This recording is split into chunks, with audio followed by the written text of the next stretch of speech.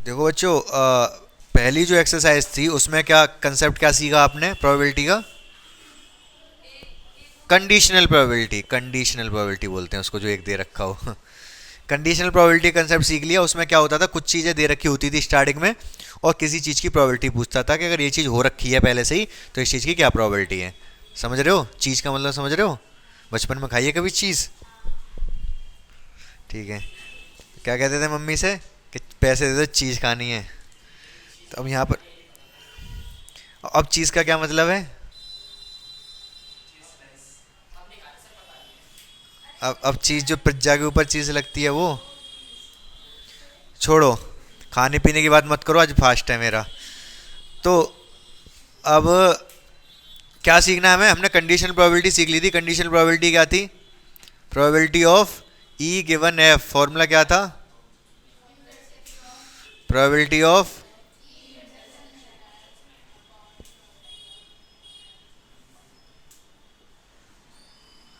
Probability of F, ये पढ़ा था ना।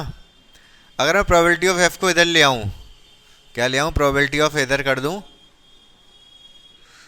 इधर ये गुणा में रहेगा प्रोबेबिलिटी ई गिवन एफ बराबर क्या होगा? Probability of E intersection F. इसको आगे लिख ले रहा हूँ, probability of E intersection F equal of probability of F into probability of E given F. इसी को बोलते हैं मल्टीप्लिकेशन थ्योरम ऑफ प्रोबेबिलिटी, जो ऊपर लिखा है मैंने। अब ये सोच रहे हो कि आगे पीछे कर दिया, कुछ किया तो है नहीं। इसको इधर पहुंचा दिया और इसको यहीं रखा है, वही चीज़ है, मतलब कंसेप्ट वही है। वहाँ पर तो हम ये पढ़ रहे थे, क्या पढ़ रहे थे कि अगर एक एक इवेंट दे रखा है, अगर हो रखा है, दे नहीं रखा, हो रखा है, उसके बाद अगले इवेंट की प्रोबेबिलिटी क्या होगी। ठीक है, यहाँ पर क्या होगा, लगातार दो इवेंट देगा कि पहले ये हुआ फिर ये हुआ और दोनों की होने की प्रोबेबिलिटी पूछेगा। समझो ध्यान से मैं क्या कह रहा हूँ। वहाँ पर एक इवेंट दे रखा था, वो बता देता था कि ये इवेंट हो चुका है और फिर पूछता था कि दूसरे के होने की प्रोबेबिलिटी क्या थी। एग्जाम्पल लेके समझाऊँ या समझ रहे हो क्या कह रहा हूँ?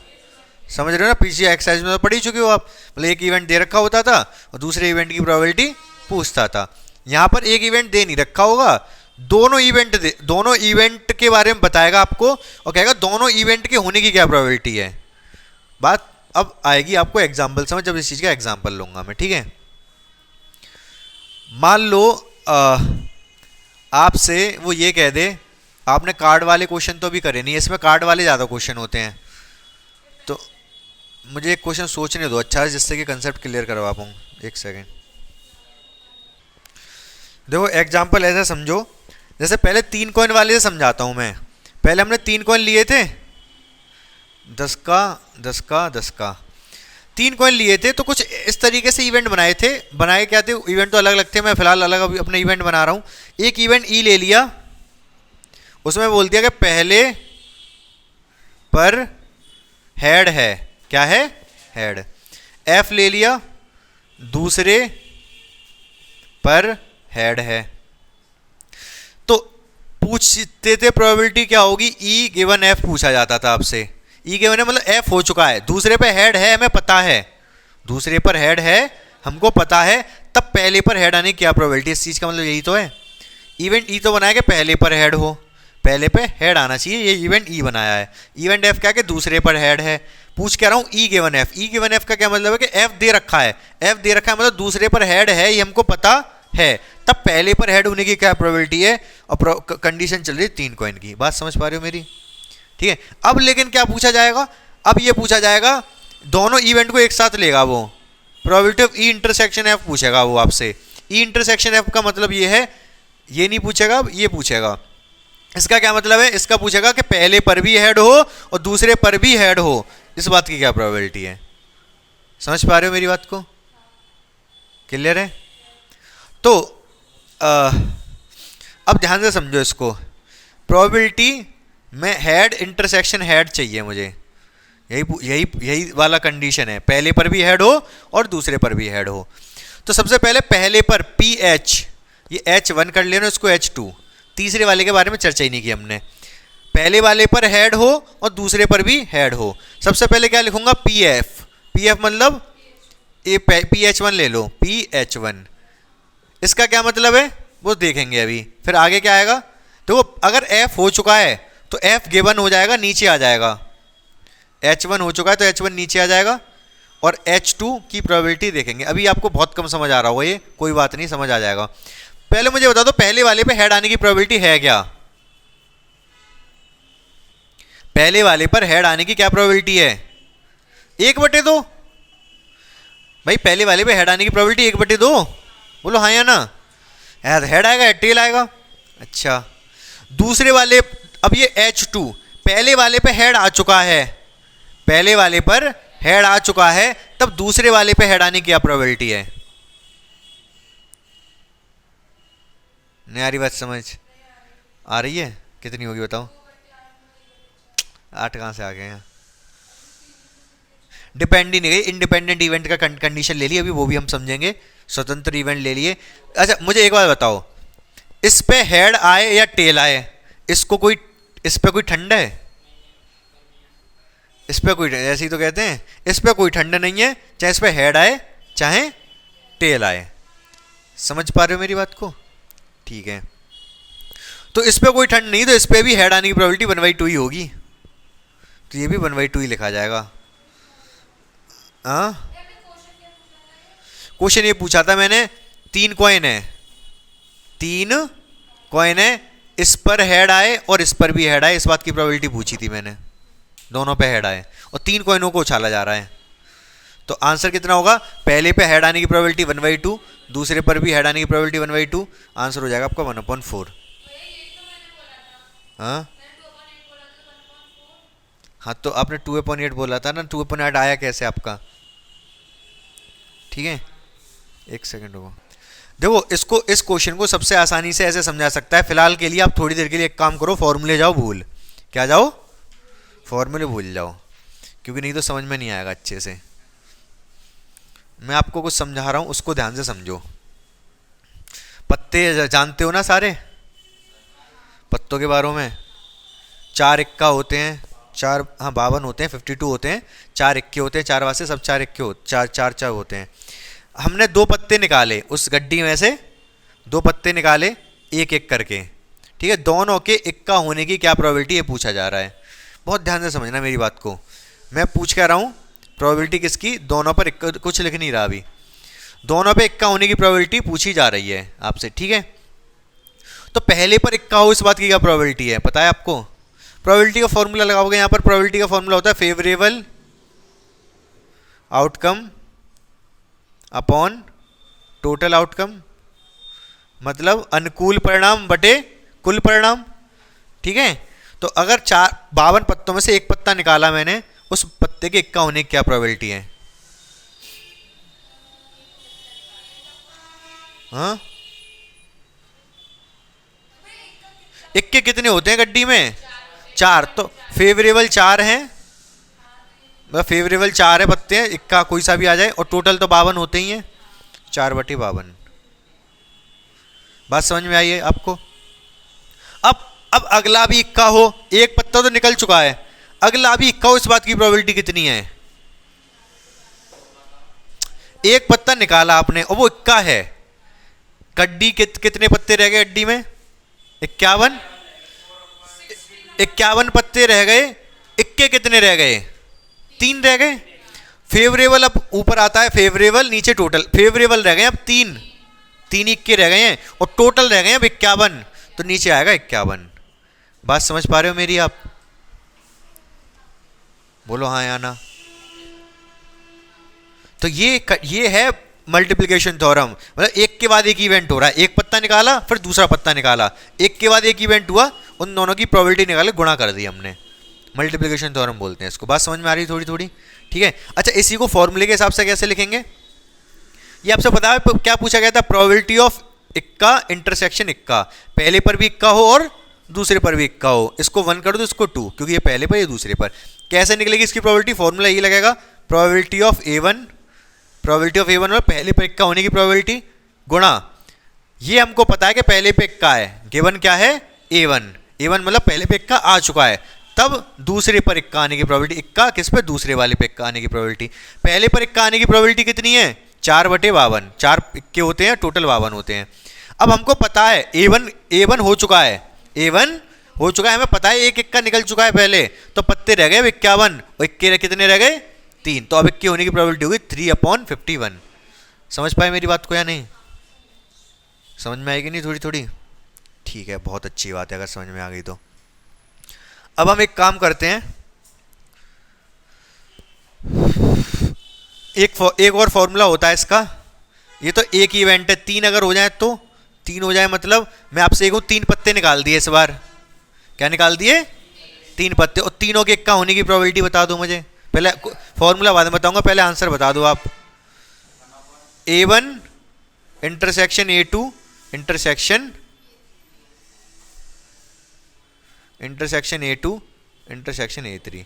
अभी आप फॉर्मूले में मत जाओ, मुझे आंसर बता दो। पहले पे इक्का होने की प्रोबेबिलिटी 52, दूसरे पर इक्का होने की प्रोबेबिलिटी,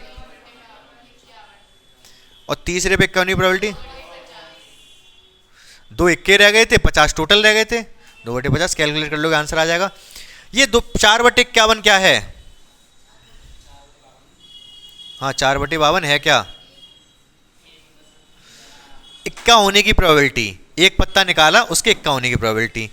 3/51 क्या है, प्रोबेबिलिटी ऑफ A2, दूसरे पे इक्का होने की प्रोबेबिलिटी, ये क्या है, दूसरे पर इक्का होने की प्रोबेबिलिटी, जबकि ये पता है, ये गिवन है कि पहले पे इक्का आया था। उसके बाद ये 2/52 क्या है, तीसरे के इक्का होने की प्रोबेबिलिटी, प्रोबेबिलिटी ऑफ A3, तीसरे पर इक्का होने की प्रोबेबिलिटी, जबकि ये पता है, गिवन है, क्या गिवन है कि पहले और दूसरे पे इक्का आया है। अब इसको दो तरीके से लिख सकते हैं, A1 A2 मतलब पहले पर भी इक्का आ चुका है, दूसरे पर भी, या फिर ये कह दो A1 इंटरसेक्शन A2, इसका भी मतलब वही है कि पहले दोनों पे इक्का आया है, लेकिन इंटरसेक्शन यहाँ लगाना ज़्यादा अच्छा नहीं लगता, A1 A2 लिख दो ज़्यादा सही है, A1 A2। तीसरे पे इक्का आने की प्रोबेबिलिटी, ये पता है कि पहले पर इक्का आ चुका है, दूसरे पर इक्का आ चुका है। तो एक तो ये फॉर्मूला बन गया, एक ये फॉर्मूला बन गया। फॉर्मूला बनाया किससे मैंने, ये कंडीशनल प्रोबेबिलिटी के फॉर्मूले से। कैसे, इसको मैं इधर ले गया, ये तो हमने पिछले चैप्टर में, पिछले एक्सरसाइज में पढ़ा था, इसको मैं इधर ले गया तो ये आ गया गुणा होके, ये इसको इधर लिख दिया, इसको इधर लिख दिया, ये बन गया आपका इसका थ्योरम ऑफ मल्टीप्लिकेशन का फॉर्मूला। 2 से मैंने 3 वाला बना दिया, कुछ गुना किया क्या मैंने, आप क्या समझ में आ गया आपको ये फॉर्मूला, क्वेश्चन कर दिया और धड़ाधड़ होते चले जाएंगे। अच्छा एक चीज़ और बता दूं मैं आपको,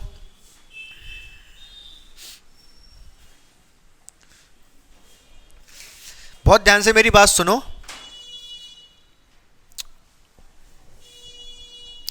मैं पूछ रहा हूं आपसे, अभी जैसे मैंने पूछा कि पहले पे इक्का आने की प्रोबेबिलिटी और दूसरे पे इक्का आने की प्रोबेबिलिटी, यही तो पूछा था। इसकी आपने बताई थी 4/52 और इसकी बताई थी आपने, इस पे अगर इक्का आना ना आना, इधर ध्यान दो, इधर इस पे इक्का आना ना आना, इस बात का फर्क क्या इस पे पड़ रहा है, नहीं पड़ रहा।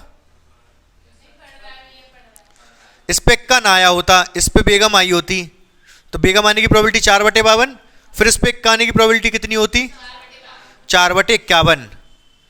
पहले पे बेगम आई, पहले पर बेगम आई, एक पत्ता कम हो गया, 51 रह गए, इक्के तो अभी भी 4 हैं उस गड्डी में, बेगम ही तो एक कम हुई, इक्के अभी भी 4 है, तो इक्का आने की प्रोबेबिलिटी है 4/51, तो इक्के तो 4 हैं लेकिन पत्ते 51 रह गए, बेगम निकल गई एक।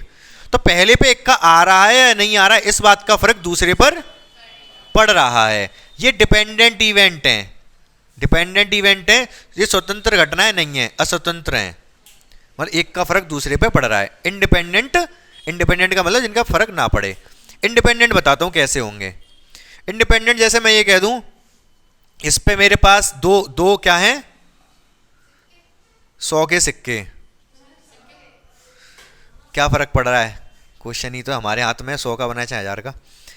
2 सिक्के हैं मेरे पास, 100 के सिक्के हैं, ठीक है, इस पे हेड आने की प्रोबेबिलिटी बताओ, या हेड या कुछ भी आए, हेड या टेल आए, मान लो हेड आ गया 1/2, इस पे हेड आने की प्रोबेबिलिटी क्या इस पे निर्भर करेगी कि इस पे क्या आया था, नहीं, इस पे हेड आने की प्रोबेबिलिटी 1/2 ही रहेगी, चाहे इस पे कुछ आया सही, समझ रहे हो ना। या फिर एक ही कॉइन को 2 बार उछाल रहे हैं एक बार उछाला, पहली बार इस पे हेड आने की प्रोबेबिलिटी 1/2, उसी कॉइन को दूसरी बार उछाला तो इस दूसरी बार में हेड आने की प्रोबेबिलिटी पे क्या पहली बार का कोई फर्क पड़ेगा? कोई फर्क नहीं पड़ेगा। तो ये कैसे इंडिपेंडेंट इवेंट है, स्वतंत्र घटनाएं हैं। बात समझ पा रहे हो मेरी? ठीक है, एक चीज और बता दो मुझे। अब क्या बताओगे आप? आप ये बताओ, जैसे यहां पर ये हेड आने की प्रोबेबिलिटी पूछी थी, ये भी हेड आने की प्रोबेबिलिटी पूछी थी, H1 H2। ठीक है, देखो probability of H1 intersection H2, ये वाला फॉर्मूला लगा रहा हूं मैं इंटरसेक्शन का। क्या होगा, पहले पे मान लो हेड आ गया तो प्रोबेबिलिटी ऑफ H1, दूसरे पर probability of H2, it is given H1। क्या H1 के होने का H2 पे कोई फर्क पड़ रहा है? नहीं पड़ रहा। मतलब probability of H2 given H1 बराबर होगी प्रोबेबिलिटी ऑफ H2 के। बोलो हाँ या ना। इस चीज का क्या मतलब है कि पहले पर हेड आ चुका है तब दूसरे पे हेड आने की प्रोबेबिलिटी, इसका मतलब यही है। इसका मतलब दूसरे पे हेड आने की प्रोबेबिलिटी PH2, PH2 तो 1/2 होगी, दूसरे पे हेड आने की प्रोबेबिलिटी 1/2 है भाई। पहले वाले पे हेड आ चुका है तब दूसरे वाले पे हेड आएगा या नहीं आएगा, इस बात की प्रोबेबिलिटी निर्भर कर रही है कि पहले पे क्या आया था, नहीं, तो ये भी 1/2 होगी। समझ रहे हो ध्यान से? तो जब इंडिपेंडेंट इवेंट्स होते हैं तब ऊपर वाले की प्रोबेबिलिटी नीचे वाले के से डिपेंड नहीं होती, तो क्या हो जाता है, H2 गिवन H1 PH2 ही हो जाता है। मतलब PE गिवन F बराबर PE हो जाता है। कब? जब E और F कैसे हो, इंडिपेंडेंट हो, स्वतंत्र हो, कोई फर्क नहीं पड़ेगा गिवन है या नहीं है। समझे या नहीं समझे मेरी बात को? हल्का फुल्का बोलो। कंडीशन ये होती है कि अगर ये PH2 गिवन H1 है तो PH1 इंटरसेक्शन H2 बराबर हो जाएगा PH1 इंटू PH2। अगर दो इंडिपेंडेंट इवेंट है तो दोनों का इंटरसेक्शन दोनों की प्रोबेबिलिटी गुणा के बराबर होता है, सीधा सीधा, अगर इंडिपेंडेंट है तो। अदरवाइज फॉर्मूला तो यही है। समझ रहे हो हाँ या ना? मतलब दो जैसे मैं आपको काम करता हूँ, कोई क्वेश्चन लूंगा तब समझ में आ जाएगा और अच्छे से। फिलहाल 3 कंसेप्ट थे, एक ये वाला, एक ये वाला और एक ये वाला। इन तीनों को लिख लो आप फटाफट।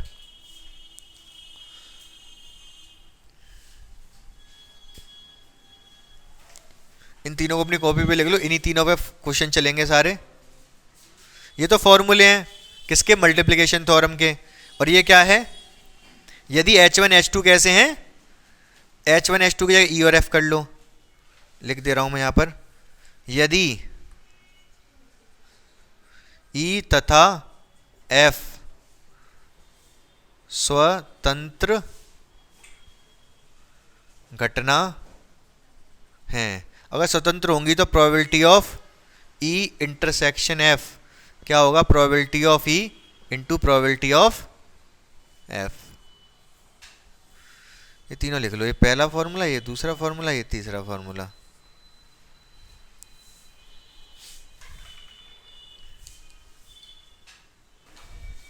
अब देखो जो आपकी जो एक्सरसाइज है कौन सी, 13.2 ही है ना। पहला क्वेश्चन तो बहुत सीधा सीधा कह रहा है, एक PA दे रखा है, PA क्या दे रखा है, हाँ 3/5। PB क्या दे रखा है, हाँ कोई इंग्लिश में कह रहा है कोई हिंदी में कह रहा है। PA इंटरसेक्शन B पूछ रहा है, यदि A और B स्वतंत्र हैं तो। अगर A और B स्वतंत्र होंगे तो PA intersection B PA into PB के बराबर होगा। यही बात मैंने थोड़ी देर पहले बताई। 3/5 गुणा 1/5, 5 से 5 कट गया, नहीं गुणा होगी, 3/25, यही आंसर आ गया। इंटरसेक्शन भी क्या आ गया, स्वतंत्र थी, दोनों का फर्क नहीं पड़ेगा। स्वतंत्र क्या होता है मैं समझा चुका हूँ। जैसे पहले पे दूसरे पे हेड आने का फर्क थी, पहले वाले पे मतलब दूसरे पे हेड आएगा टेल आएगा, इस वाले से पहले वाले से कोई तात्पर्य नहीं था, तो अलग अलग गुणा हो जाती थी, इसीलिए PA intersection PA into PB गुणा करके आंसर आ गया। ये पहला क्वेश्चन हो गया। दूसरा क्वेश्चन क्या कह रहा है, 52 पत्तों में से 2 पत्ते निकाले गए, दोनों पत्ते के काले होने की प्रायिकता पूछ रहा है। 52 पत्तों में काले कितने होते हैं, 26। हुक्म के भी चिड़ी के भी, हुक्म के भी काले होते हैं, चिड़ी के भी काले होते हैं। जो 26 पत्ते काले होते हैं तो पहले पत्ते के काले होने की मतलब probability of black intersection black पूछ रहा है वो आपसे, B1 B2। पहले वाले के ब्लैक होने की प्रोबेबिलिटी, दूसरे वाले की ब्लैक होने की प्रोबेबिलिटी। तो पहले अब अगर ऐसे देखोगे तो थोड़ा दिक्कत आएगी, लेकिन मैं आपके फॉर्मूला भी दिमाग में डालता जाऊंगा और कंसेप्ट भी। अभी फॉर्मूले के अकॉर्डिंग सोचोगे तो थोड़ा टफ लगेगा, लेकिन सीधे सीधे करो पहले इसको। सीधे सीधे कैसे? पहले पत्ते की काले होने की प्रोबेबिलिटी कितनी है? 26/52। 26 काले होते हैं, टोटल 52 है ही है। 26 आपके फेवरेबल है, टोटल 52 है। एक पत्ता निकाल दिया, वो काला था, तो दूसरे के काले होंगे नहीं प्रोबेबिलिटी 25/51। बात समझ रहे हो कि नहीं? क्योंकि 25 बचे थे काले, 51 बचे थे टोटल। अब ये सीधे सीधे मैंने बता दिया। अभी मेरा फॉर्मूला लिखा होता ना इसी का, तो आप कहते क्या अजीब सी चीज़ है ये। लेकिन पहले करेंगे कैसे इसको? इस चीज़ को बाद में लिखेंगे। नीचे लिखनी चाहिए थी मुझे ये 26/52 और 25/51। ये पता है कैसे क्या किया हमने? 26/52 पहले वाले की ब्लैक होने की प्रोबेबिलिटी। ये क्या है? ये है दूसरे वाले की ब्लैक होने की प्रोबेबिलिटी। इट इज गिवन कि पहला वाला ब्लैक है। ये फॉर्मूला लिख जरूर रहे हैं, लेकिन इससे हमें कोई लेना देना नहीं है। हमें तो सीधे सीधे दिख रहा है ये कैसा किया हमने। समझ पा रहे हो मेरी बात को? ठीक है। तीसरा क्वेश्चन क्या कह रहा है वो भी पढ़ो ध्यान से। मैं बता दूं तीसरा क्वेश्चन क्या कह रहा है। ये कह रहा है एक डब्बा है, उसमें से संतरे निकालेंगे 3। अगर तीनों के तीनों सही निकले तो हम कह देंगे कि डब्बा अच्छा है, इसको भेज दो। कहाँ भेज दो? बेचने के लिए भेज दो। लेकिन अगर खराब निकल आया 3 में से एक भी, तो हम कह देंगे नहीं ये सही नहीं है, तो अभी नहीं भेजना, रोक के रखो इसको। अब होगा क्या कि जो डब्बा है उसमें 15 संतरे हैं। कितने संतरे हैं? 15। उसमें से 12 अच्छे हैं। अच्छे कैसे लिखेंगे?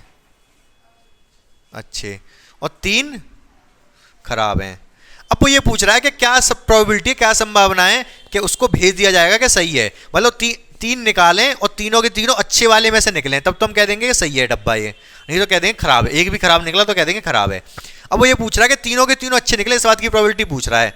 तो प्रोबेबिलिटी ऑफ किसकी? पहला वाला क्या संतरा है ना, S1 intersection S2 intersection S3। S1 क्या है यहाँ पर? अच्छे होने की, संतरे के अच्छे होने की प्रोबेबिलिटी मान ले रहे हैं। तो पहला ये कैसे निकलेगा? पहले वाले के अच्छे होने की प्रोबेबिलिटी कितनी है? 12/15। पूछो क्यों? 12 अच्छे हैं, टोटल 15 है, तो पहले वाले के अच्छे होने की प्रोबेबिलिटी 12/15। दूसरे वाले के अच्छे होने की प्रोबेबिलिटी 11/14, क्योंकि एक अच्छा अगर निकल गया तो बचे 14 टोटल, उसमें अच्छे कितने बचे? 11, तो दूसरे वाले के अच्छे होने की प्रोबेबिलिटी 11/14। तीसरे अब एक और निकल गया, 2 निकल गए, अब बचे कितने? अरे अब बचे 13, अच्छे बचे 10। तो ये प्रोबेबिलिटी हुई, ये प्रोबेबिलिटी है कि तीनों के तीनों अच्छे निकल आए और वो उसको अप्रूव हो जाए वो डब्बा। इसको ऊपर कैसे लिखेंगे? Probability of S1 into probability of S2 it is given S1, फिर probability of S3 it is given S1 and S2। समझ गए? फॉर्मूला ये है, आंसर तो हमने पहले लिख दिया था। सॉल्व और करना है, सॉल्व तो कर ही लोगे ना। 5 से कट गया 2 बार, 5 से कट गया 3 बार, 3 से कट गया 4 बार, 2 से कट गया 2 बार, 2 से कट गया 7 बार, अब नहीं कटेगा। 44/13 सत्ते, 13 सत्ते कितने? 13 पंजे 13 6 78, 13 सत्ते 91, ये आंसर है। ठीक है, समझ गए? क्लियर है कि नहीं? 3 क्वेश्चन तो मैंने करा दिया आपको, बात तो ही बात। अब देखो 4th वाला क्वेश्चन देखो, यहाँ पे हमें चेक करना है कि जो दे रखे हैं वो इंडिपेंडेंट हैं या नहीं है। तो क्या दे रखा है? एक सिक्के को, एक पासे को, एक सिक्के को उछाल रहे हैं ये, ठीक है। न्याय सिक्का मतलब सही है, वो खराब नहीं है। अभिनत पता नहीं क्या है अभिनत, उसका मतलब भी पासा भी अच्छा है। एक सिक्के को और एक पासे को उछाला गया, ठीक है। इसके बाद क्या कह रहा है? ये घटना है। ये घटना क्या है? सिक्के पर चित्र प्रकट होता है। हेड ऑन कॉइन, इंग्लिश में लिख दूं, कोई दिक्कत तो नहीं है? फोन हाँ नहीं कोई बात नहीं, रहने दो। Head on coin. बी क्या दे रखा है? पासे पर 3 प्रकट होता है। 3 ऑन डाई। अच्छा, ये साफ साफ दिख रहा है हमें कि इस पे कुछ भी आ रहा है, इस पे कुछ भी आए, इसका फर्क इस पे नहीं पड़ने का, इस पे कुछ भी आए, इसका फर्क इस पे नहीं पड़ने का। साफ साफ दिख रहा है कि इंडिपेंडेंट तो हैं ये। हमें करके दिखाना है, ठीक है। करके क्या दिखाना है? 2 चीज करके दिखानी है। एक तो पहले पीए निकाल लो आप। पीए कितना होगा? इस पे हेड आने की प्रोबेबिलिटी कितनी है? 1/2। इस पे 3 आने की प्रोबेबिलिटी कितनी है? 1/6। बात समझ रहे हो भाई? इस पे 6 अंक होते हैं, 1 2 3 4 5 6, तो 3 आने की प्रोबेबिलिटी 1/6 होगी। जा रही है कॉल?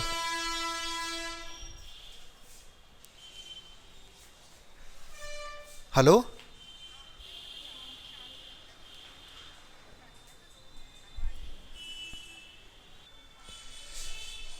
तो यहां तक आपको क्लियर हो गया? ये यहां तक तो कोई बात ही नहीं थी। 3 6, इस पे 3 आने की प्रोबेबिलिटी 1/6, इस पे हेड आने की प्रोबेबिलिटी 1/2। अब जो आपसे पूछा जा अब जो आपको निकालना है वो ये निकालना है probability of A intersection B. A intersection B का क्या मतलब है भाई? इस पे हेड आए, इस पे हेड आए और इस पे 3 आए, मतलब इस बार दोनों को एक साथ उछाला जा रहा है, दोनों को एक साथ उछाला जा रहा है, और इस पे हेड आए और इस पे 3 आए। इस बात की प्रोबेबिलिटी कैसे निकलेगी भाई? इस पे या तो हेड आएगा, हेड के साथ 1, हेड के साथ 2, हेड के साथ 3, हेड के साथ 4, हेड के साथ 5, हेड के साथ 6। इस पर क्या मतलब दोनों पे ही चल रहा है वो, तो टेल के साथ 1, टेल के साथ 2, टेल के साथ 3, टेल के साथ 4, टेल के साथ 5, टेल के साथ 6। तो ये पूछा है ए इंटरसेक्शन बी। ए का मतलब इस पे आए हेड और इस पे आए 3, हेड आए और 3 आए, ये वाला कितनी प्रोबेबिलिटी होगी इसकी? हाँ 1/12, क्योंकि ये एक फेवरेबल है, टोटल 12 है, ठीक है। इसकी प्रोबेबिलिटी कितनी होगी? 1/12। बोलो क्लियर है कि नहीं? ठीक है। अब ये और चेक करो, इन दोनों की गुणा करके कितना आएगा? P A into P B, 1/12 ही आएगा। 1/2 इंटू 1/6, तो कितना आ गया? 1/12। ऐसा दोनों बराबर आए, ये दोनों बराबर आए। पी ए इंटरसेक्शन बी बराबर किसके है? P A into P B के। वो बराबर ही आने थे क्योंकि ये दोनों इंडिपेंडेंट इवेंट थे। और हमको ये बात इसने करके क्या देख ली हमने, हमें ये बिल्कुल साफ साफ दिख रहा है कि दोनों इंडिपेंडेंट हैं। भाई इस पे हेड आएगा या टेल, इसको इससे क्या मतलब है? कोई फर्क पड़ रहा है? नहीं फर्क पड़ रहा। लेकिन जब गड्डी में से पहला पत्ता निकाल रहे थे तो दूसरे पे क्या आएगा? इस चीज का फर्क पहले पे क्या निकला है उसका फर्क पड़ रहा था। पड़ रहा था कि नहीं पड़ रहा था? समझे कि नहीं समझे? तो वहां डिपेंडेंट थे इवेंट, यहाँ इंडिपेंडेंट है साफ साफ। वही हम करके दिखा सकते, करके ऐसे ही दिखाना होगा। एक की प्रोबेबिलिटी निकालो, दूसरे की निकालो, दोनों के इंटरसेक्शन की प्रोबेबिलिटी निकालो, वो दोनों और इन दोनों की गुणा कर दो। अगर ये चीज ये इंटरसेक्शन की प्रोबेबिलिटी और दोनों की गुणा करके प्रोबेबिलिटी बराबर आ रही है तो कहते हैं इंडिपेंडेंट इवेंट है, स्वतंत्र घटना है। समझ में आगे की नहीं बात? 14 क्वेश्चन हो गया ये। आगे देखो, देखो एक्सरसाइज तो ये आसान है, आपको पूरी करनी है, ठीक है। लेकिन एक दो चीजें हैं जो मैं बता दे रहा हूं जिससे कि आपको दिक्कत ना आए पूरी एक्सरसाइज करने में। एक तो ये कि आपको ये बात पता है कि क्या पता है, अगर मैं ये बोल रहा हूं कि ए के होने की प्रोबेबिलिटी है 1/7, तो ए के ना होने की, इसको ए डैश भी लिखा जा सकता है या फिर ए नहीं भी लिखा जा सकता है। क्या प्रोबेबिलिटी होगी इसकी? एक में से माइनस कर देते, ए के होने की प्रोबेबिलिटी जो भी है, ए के नहीं होने की एक में से माइनस कर देते, 1 - 1/7 कितना आएगा? 6/7। बोलो क्लियर है कि नहीं? हाँ, एक में से माइनस कर देते हैं। किसी चीज के होने की प्रोबेबिलिटी दे रखी है, ना होने की प्रोबेबिलिटी अगर पता करनी तो एक में से माइनस कर दो। एक में से 1/7 माइनस कर दिया, 7 दे जाएगा, 7 में से 1 गया 6/7। इतनी बात समझ में आ गई आपको? दूसरी चीज, आपको ये तो पता चल गया कि अगर ए और बी दो घटनाएं हैं, अगर ये स्वतंत्र हैं, कैसी हैं? तो स्वतंत्र कैसे दिखा सकते हैं इनको? Probability of A intersection B बराबर probability of A into probability of B. यही तो बताया मैंने भी। अगर ऐसा है तो ये दोनों स्वतंत्र होंगे, ए और बी जो घटनाएं हैं। इन दोनों को अपवर्जी कैसे दिखा सकते हैं? बताया था क्लास की स्टार्टिंग में अपवर्जी क्या होता है। अपवर्जी मतलब दोनों में कुछ भी कॉमन ना हो, एक्सक्लूसिव, अलग अलग हो दोनों, इंटरसेक्शन से ही निकलेगा। दोनों अपवर्जी होंगी यदि ए इंटरसेक्शन बी फाई होगा। दोनों में कुछ भी कॉमन नहीं होगा तो इनका इंटरसेक्शन फाई आ जाएगा, तो कह सकते हैं दोनों अपवर्जी घटनाएं हैं। समझ गए? ध्यान है ना अपवर्जी क्या बताया था मैंने? ध्यान अगर नहीं ध्यान है तो वीडियो देखना वो पुरानी वाली, तो ध्यान आ जाएगा पहली वाली वीडियो। फिलहाल इतना अगर कंसेप्ट आपको बता दो, एक्सरसाइज कर लोगे, दिक्कत नहीं आएगी जहाँ तक मुझे लग रहा है। अगर आएगी तो एक आधा क्वेश्चन जो भी बचेगा उसको हम कल डिस्कस कर लेंगे, ठीक है।